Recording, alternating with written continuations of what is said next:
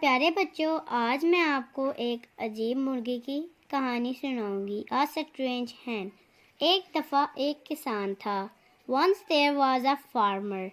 وہ ایک گاؤں میں رہتا تھا. He lived in a village. اس کے پاس ایک عجیب مرغی تھی.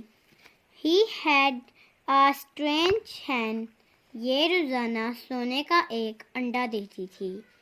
It laid a golden egg every day. وہ سونے کا انڈا بیچتا اور بہت رقم حاصل کرتا. He sold the egg and got high price. وہ بہت لالچی تھا. He was very greedy. وہ فوراً امیر ہونا چاہتا تھا. He wanted to become rich at once.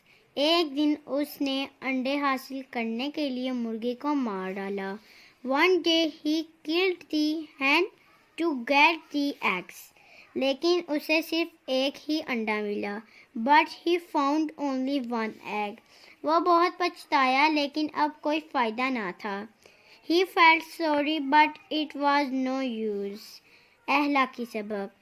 اب پچھتاوے کیا ہوت جب چڑیاں چگ گئیں کھیت. Moral.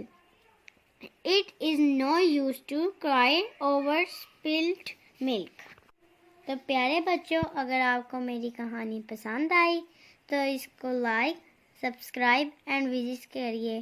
Bye bye.